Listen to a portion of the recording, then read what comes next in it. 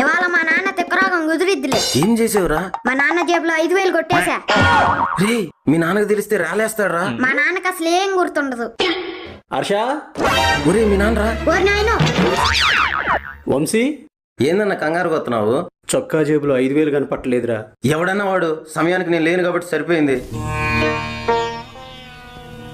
ఏందన్నా 5,000 కాడ తెగ బాధపడుతున్నావు? అలాగాదురా, ఆ డబ్బు మా హర్షకి బుక్స్ కొనడానికి దాచాను. అబ్బా, ఇప్పుడు వాడు చదివి ఉద్ధరించేది ఏం లేదులన్నా. అలా అనుకురా, ఏ రోజుకైనా సరే నా కొడుకు గొప్ప ఆఫీసర్ అవుతాడు.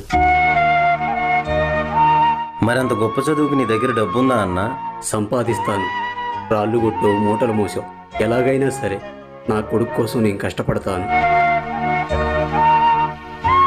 హర్ష, ఏమైందమ్మా? నన్ను క్షమించు నాన్న, ఆ డబ్బు నేనే తీశాను. అవునా? మరి ఇంకెప్పుడు ఇలా చేయకమ్మా. సరేనన్నా.